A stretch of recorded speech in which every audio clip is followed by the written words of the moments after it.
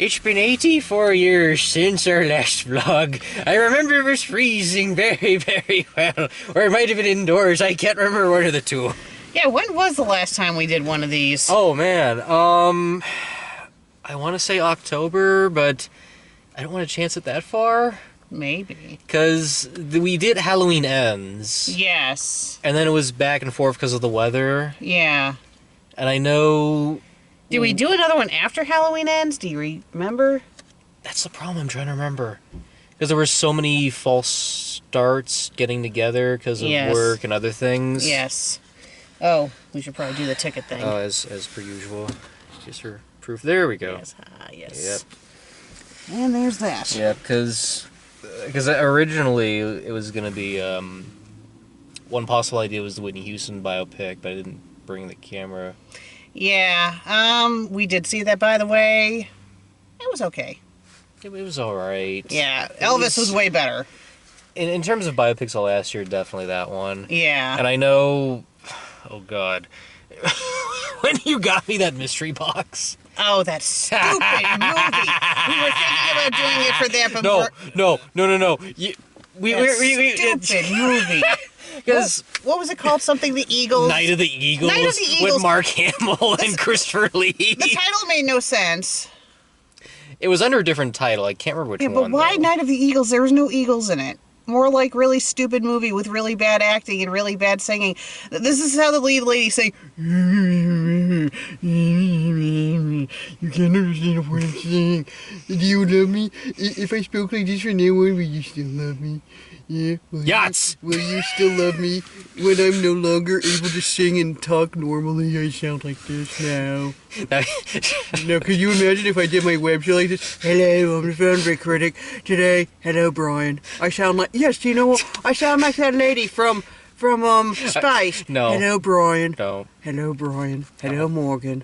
No, I was Hello. going to say you sound like St. Cloud from Venture Brothers more. St. Cloud. What type of laugh was that? It was my evil laughter. Don't ever do that again! No, But yeah, that's what she sounded like. Yeah, not this movie, but after you finished that, you were just laughing so maniacally, you raced upstairs, grabbed your camera and tripod, held them up like a sword and a gun, like, I want to take this thing down. I'm like, can we just put some intelligence back in the night? Yeah, so we didn't.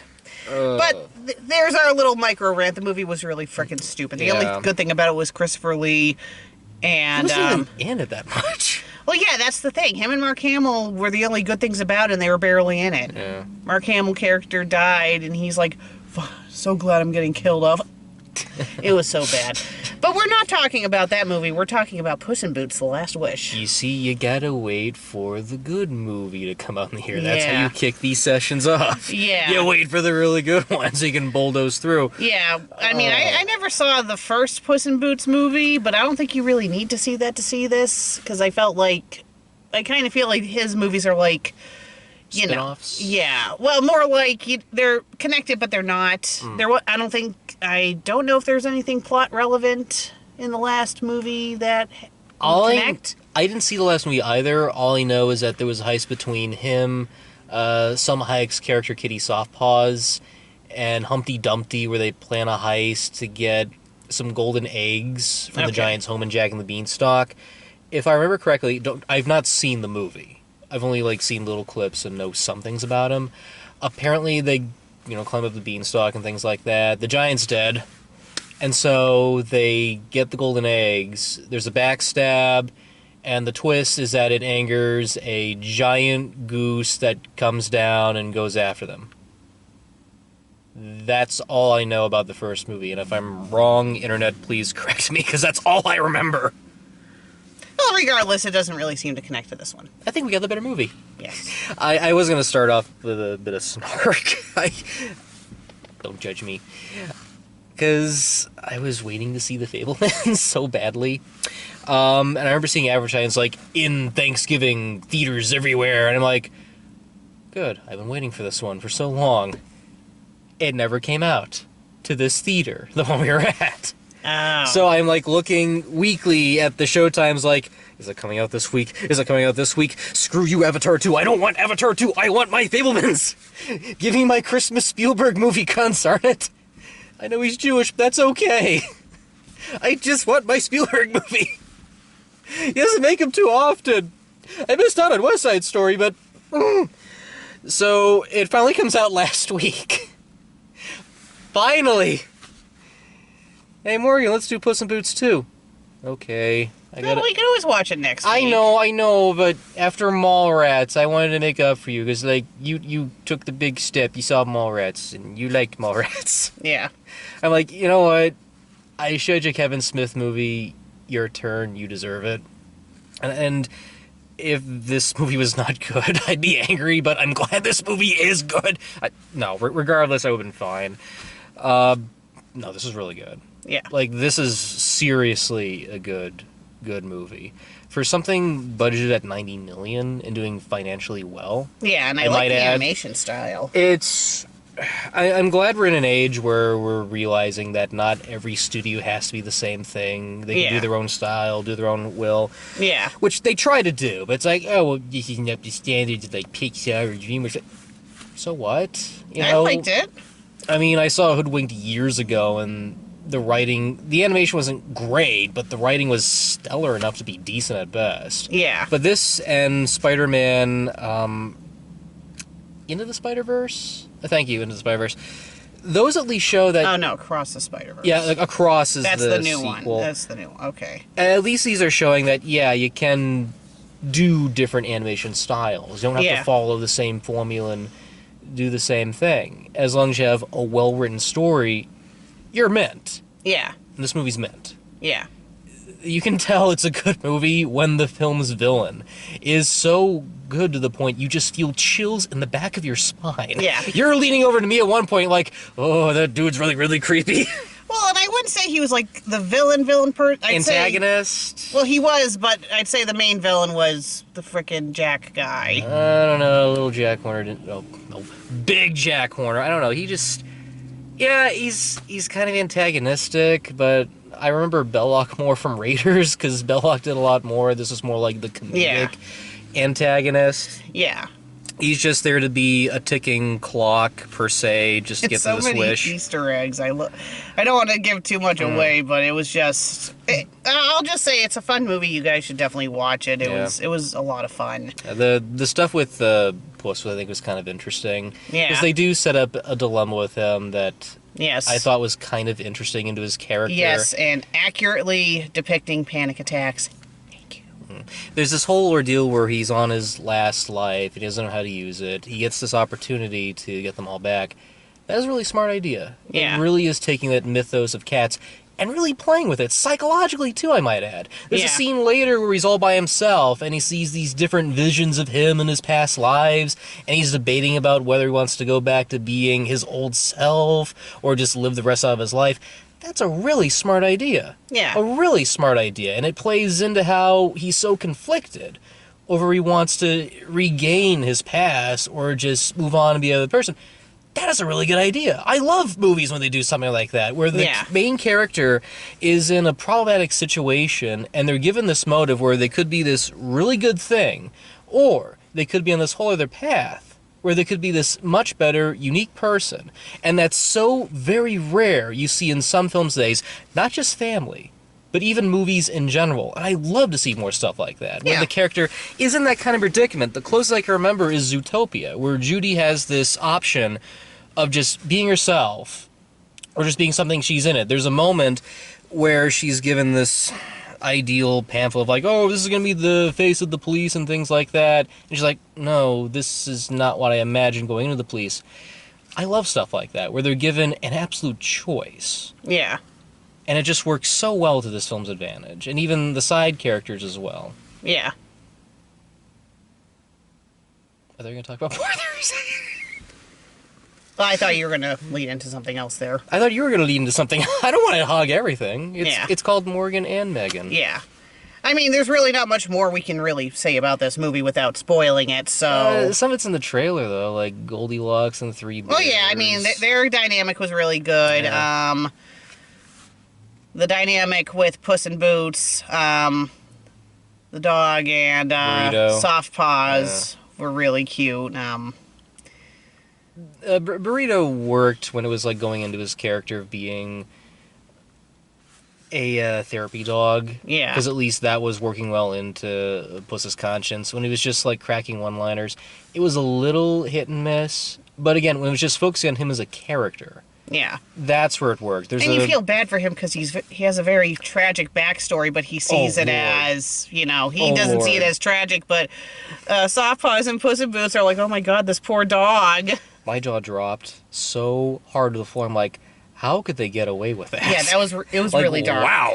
Like, I don't know, for those who have seen the scene, you know what I'm talking about, but for those who haven't, it was really dark. It's the equivalency of Sid the Sloth mentioning how his family abandoning him, but if they stuffed him into a box with a stick of dynamite lit. Yeah. It's not comedic, but at the same time, it's like, wow, how could they get away with that? Yeah, it was just sad. Speaking of getting away with things, when did this trend start where they say vulgar language but bleep it out? Yeah. That caught me off by surprise. Like, I mean, it was funny, the scene that they used it in. I thought it was more bewildering. I heard they did the same thing in League of Super Pets, which is strange. But I'm like, why would you bleep it out? What's the point of having in there when you bleep it out? Well, if it's supposed to be for kids, that might be why. Because Puss in Boots is kinda... Can you imagine them reissuing something like Goonies or something else? It's not like that beep breath. That's just like... It's nothing like that beep breath. Elliot has a... It's funnier with penis breath. Penis! Penis! Penis! There you go. No, it'd be funnier. It's not like that beep breath. Elliot! Beep down. Oh, sorry, the editor was asleep when he put that censor in. Yeah, it's funny because 80s movies, the stuff that they have that happen in those movies would not fly today, which I don't know. I don't know.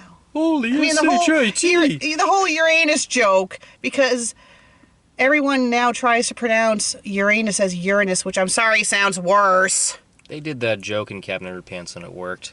Uranus. No, not not Uranus. They do the Uranus. Well, I know, but I'm just saying, like, hey, Harold, Uranus. I'm just saying how they try to pronounce it now. It just sounds worse. It's like just call it Uranus, or what? I don't know. There's another pronunciation they try to do, which I don't know. Which I guess Uranus isn't that bad. It's better than urine. True. How'd you feel about John Mulaney as Jack Horner? He was good. I like the character design. I like the setup that he's kind of this collector.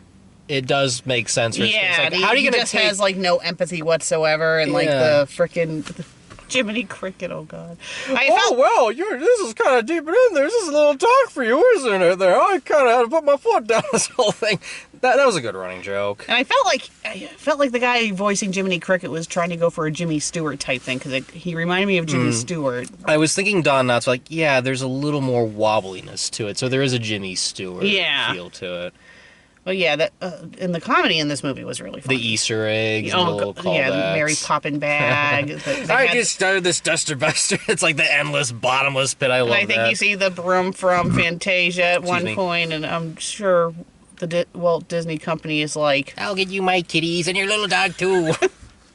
It was great. It was great. A very fun movie. Made me think of Shrek 1 and Shrek 2. I pretend that Shrek 3 didn't happen, but I did like Shrek 4. Mm-hmm. It had that type of vibe to it. It was just fun. Yeah, if they ever make a Shrek 5, I kind of wonder how they're going to pull that off, because it does seem... I've been hearing back and things about it. Well, have the kids be older. Ooh, Shrek and teenagers. Well, no, then it'd be like Quack Pack. Well, they might be able to do it better than Quack Pack. I never liked Quack Pack. I've not seen episode, only clips. I don't know, maybe it's more like DuckTales. I think my sister and I tried to watch it, we were kids, and it was just really bad. It's like, I just remember seeing clips going, maybe there's a reason I missed out on this. It just looked really bad. Yeah, I don't blame you. Yeah. There are some things that are kind of creative, too, in this one. Like, there's an element with the map that leads them to the Wishing Star, and the map alters based on their anxieties and fears. I thought that was a nice touch. Oh, God, my map. The whole... No, mine would be a ball of insanity. No. If you want a good idea, go watch the Mirror song sequence from Toys with Robin Williams. That would just be me if I had the map. It would just be pure chaotic insanity. Yeah. Things melting, people flying in the sky for no reason. Yeah. Cardboard trees. Yeah. That'd be me if I had the map. It'd just be like pure chaos all around. Yeah. No. Was it just me or was I thinking of Wacko's Wish? Yeah. Just a little bit. A little bit of yeah. Wacko's Wish. Kind of the same concept, but executed completely differently. Yeah. Wacko's Wish is more like Mad World. This one, I thought it was a little bit better. Yeah, There was more depth to it. Don't get me wrong. I covered Wacko's Wish. Yeah. It's a solid film. There's more heart. There's more danger. Yeah. There's a frickin' big bad wolf, Grim Reaper, going after your hero, And it's a movie. and that pays off well at the end. And your main character is a cat. For us cat lovers, you can't go wrong. More of a I like both. I like both, but I'm fine with both. I like both, but I'm more of a cat person. Hell, one of the characters in my novel becomes like a vampire creature that's like Yeah. a wolf and a cat and a fruit bat. So Yeah. I can let that slide. Yeah. I think I have some cat. Yeah, I do have like a cat bat character somewhere in there. Yeah. Her name's Blueberry. Or that April Fool. Well, Also, what the heck was that wolf whistling anyway? I don't know, but it was I creepy. was trying. Well, no, I it gotta made me figure think that of out. Negan from The Walking Dead. Yeah. The whistling scene. I was like, what is it? Is it like Ring Around the Rosie or something? I'm not sure. What was he whistling? You can, if you whistle, you can make it creepy. Let's do a slow whistle of Whistle While It Works.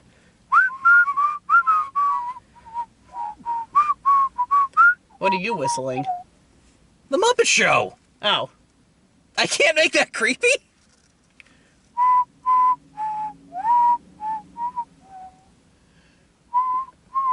Oh. Oh, wait. Oh, no. Did that sound creepy or no? No, it's a tune they created for the movie. Ah, okay. Now, I don't think you can make Muppet Show sound creepy if you whistle it slowly. Yeah, it was driving me nuts. I'm like, is it supposed to be a song I know or for the film? Yeah.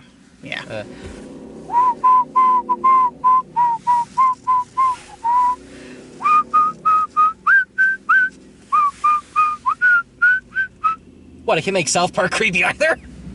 Oh, that was What the hell was that? someone driving. It's a drive-by cameo. Hello, it is February. It's cold out. Motorcycle. And? Why? Because. New England, everyone. This is what we have to deal with. It could be worse, I guess. There was one time someone was driving down the highway in a convertible. It's like, dude, Yeah, it's cold. that happened. It's like you're an idiot. I've had rare cases where people actually come up to my window and knock and like, do you have extra change? Like, no, I don't. We call editing is your friend. Yes. Now this was a solid flick, and this is coming from someone who hadn't seen the first Puss in Boots. So on that merit alone, it's like, well, you got a well-defined character that you can connect with that's going through like these kind of anxieties, and it's something that everyone can connect to, which is living your life to the fullest, which is not a message you do see that often, and depending on how it's executed, it can go well or not, and it works well here. Yeah. It really does. I mean, if you're someone who somehow has more than one life, value it. Yeah. Also, the humor worked very well, too. There's, like, some Simpsons-esque writing to it, like, when someone gets the Midas touch, like, I didn't think this plan through! I love jokes like that. Well, If they're said right. or the human bridge. And that's when Jiminy Cricket's like, you are not You're redeemable. a monster. You're a monster. You're the worst. Or that flashback where they're competing with Pinocchio from Shrek. He's like, I got no strings, look at me. I was already a real boy. Ah! Yeah, it worked well with the Shrek cameos. Like you see Gingerbread Man. You see the Gingerbread Man at one point. You see Pinocchio. Yep. Sorry, my brain just went. That's alright. And I know there's a couple other things too, but I don't want to ruin them. Yeah. So yeah, we'd recommend this movie. Easily, hands down. I wish we saw it last year. It would be somewhere in my top 10, but it's like, I'm there were good movies last year, some not so good. And this one was a good way to start off the new year. So. Yes, my kitty likes ear scratching, doesn't she? Mm-hmm. Yeah, you like that ear scratching. Yeah. Well, we'll see you all next time, guys. So, out of curiosity, what would you say is the best and worst of 2022? We'll get back to that. Oh. I'm sorry, brain's kinda... I mean... I already mentioned that stupid Eagle movie, but then again... That's 1980. Yeah. Well, I mean, like, with movies that we've physically seen this Yeah. year. I mean, I did like Halloween Kills, they could have handled better. Yeah. What was that movie that we saw that we didn't like? I thought you were gonna say Jurassic Park. Oh my god! No, the Jurassic World movies. I've never seen you that. Well, no. Then there's Thor: Love and Thunder. Oh yes, that. Did we do a video diary? We did. Yeah, we did. We were so furious after that. That was so bad. I remember we were like seriously. Yeah, I don't know what's well. I would say I would still take Thor: Love and Thunder over the Jurassic World movies. The final Jurassic World. Okay, no. Okay. The final. Okay. The final Jurassic World movie was better than Thor: Love and Thunder, but that was only because they had the original cast in it. Okay. And if they got rid of the new people, bye. It just had the movie be that. If that was its own standalone movie, get rid of the new characters. Bye, Chris Pratt. Bye, whatever your name is, lady. And Clone Girl, and Clone Girl, and just have it be about these three, and forget the other two movies happened. It would have been fine. There were some good movies we did see last. There were some good movies we did see last year, like The Black Phone. Oh yes, that was really good. So, but you know what the good thing about Jurassic World Dominion? The fast forward button exists for a reason. Mm-hmm. So you can just literally just go, oh, the Chris Pratt stuff. Fast forward. Hey, it's Sam Neill, Jeff Goldblum, Lauren Dern.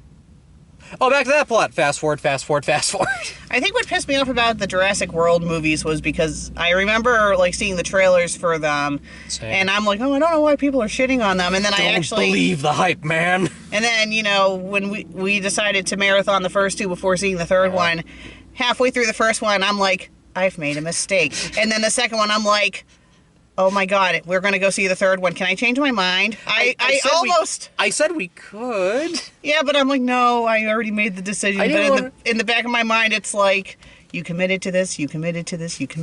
I'm regretting this, but maybe the third one won't be that bad. And then it's like, oh, it's...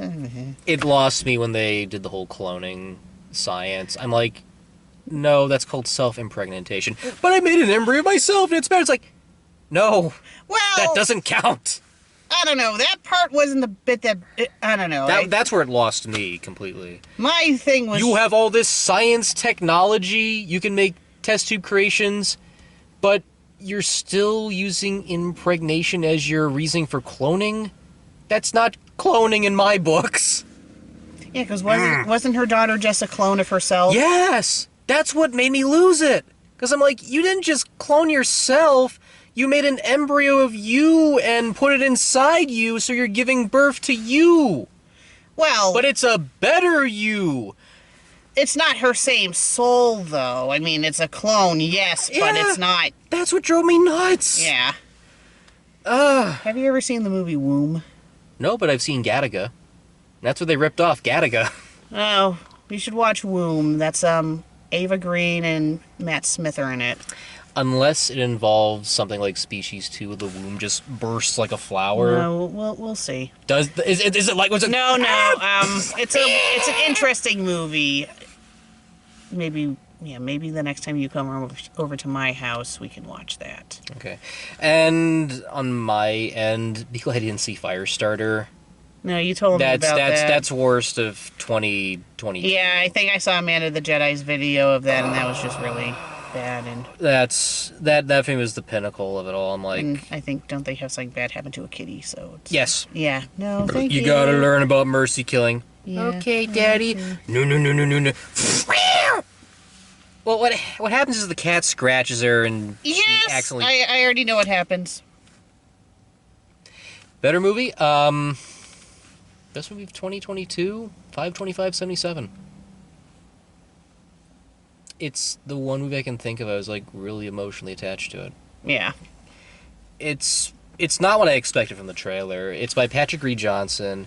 It's sort of a self-biopic kind of film about how he got into movies. And when you see what happens, it's joyful and heartbreaking at the same time. Yeah. It's that rough. Like, he makes home movies, like, in his backyard. It's a coming-of-age kind of film. But when he gets the opportunity to visit, like, the special effects wizards out in Hollywood, it really becomes something big. Because he meets Douglas Trumbull, who did special effects for 2001, like the models and stuff. Spielberg at one point. Hence why him and Spielberg are kind of friends. Because that's how he got Space Invaders distributed. Spielberg saw it and he's like, oh yeah, I can make a deal with Touchstone Pictures and things like that. I know Jeffrey Katzenberg. And the biggest thing of all was that he actually got to visit ILM and see Star Wars before anyone else did. Nice. In rough cut form. So for the second half of the film, he's trying to get everybody to see Star Wars because of his experience with the movie. So he's actually playing like the radio spots and the announcements and things like that. And what happens throughout the rest of the day is so tough, so hard. It's like Charlie Brown not getting to meet the little redhead girl. It is that painful and heartbreaking, but you connect with it so well. The title of the movie becomes more than just the release of a movie. It becomes a memory of someone's day. And you just experiencing it. There's a really good scene where he's walking by himself and you see all these spaceships and models crashing into the earth. Like his whole world is falling apart. There's a bit where he's walking by a drive-in showing a trailer for Star Wars and an X-Wing crashes right through it. For the little budget there was and for the decade made for it. If you can excuse the low budget, it's executed so beautifully. Seriously, I'm advocating this as a cult classic. It made me cry. No. You know a movie's good if it makes you cry. Well, unless it makes you cry in rage. It's really good. Yeah. Star Wars supposed to be playing here. Not here. Like, I think I gave it away. Oops. It's a good. If you like Adventures of Pete and Pete, it's that good. Speaking of which, we only got 2 trailers. Yeah, the first trailer was Mario, and the second one was Across the Spider-Verse. Yep. Mario looks good. I like that they're incorporating the games. I'm assuming that they're not supposed to be brothers in this because it seemed like Luigi did not know who Mario was unless it's like they were separated at birth thing. No. They were doing that thing where the villain is trying to get information out of him and he's trying to deny it. Oh, okay. That's it. As long as they don't do No. We're not actually brothers. We're father and son. Now hold the phone there. We watched the extended cut. They are brothers. Okay, yeah. It was just something that was just like, whoop. Because I guess like they cut some stuff out of the 93 movie I wish they kept in. Yeah. God, I wish I was home watching the New York Knicks. I thought you hated them. Well, I love them now! That's what happens when you take so many trimmings to character beats. Yeah. I think it was a case where they were brothers, but it's one of those where Mario is supposed to be a lot older than Luigi. Well, he's supposed to like be an older brother. He's the younger brother. Hence why they mentioned, like, you know, I never knew my mother, like Mario here. So, like a mother and a father, he helped me grow up like a brother should. That's what I got out of that. Yeah. And again, with so much stuff cut out of that, of not the new one, that one, it's like, you miss little beats like that. It just confuses you. Yeah. But yeah, the new one looks good, and the Across the Spider-Verse looks really good. I'm definitely looking more forward to Across the Spider-Verse. Don't get me wrong, I want to see both of them. But with Spider-Verse, it's like, you surprised me first time around. Let's see what we can do this time. Yes. Because with a video game adaptation, it's unlimited. You can take many directions, and I'm looking forward to it. Yeah. But Across the Spider-Verse, it's like, I want to see how far I can go. Maybe I'm Porky Pig now. Maybe as good as The Last Wish. Yes. Who knows? We shall see. Indeed. Well, shall we wrap this up then? Hey, as long as I'm experiencing it with you, that's more important. So we'll see you guys next time, whenever the next video will be. Later. Cocaine Bear coming soon. No. You're not watching stupid Cocaine Bear. Oh. No. No to cocaine. We're still seeing Gremlins 2. I will make it. Yeah, definitely not Cocaine Bear. Ugh, no. That was just, no. But then the thing launches in the air going after the ambulance. I'm like, it's stupid, but then again. Alright, I'll suffer it. We're still doing Gremlins 2. I have a dream. I did see Gremlins 2 when I was a kid, but I don't remember much of it. Oh, you don't remember Daffy Gremlin? Or... You gotta keep in mind, I barely remember the first movie. So, getting to that age where you don't remember much anymore. This is why I try to connect things to things I've seen in my teen. Yeah. That's how I remember. To friendlies.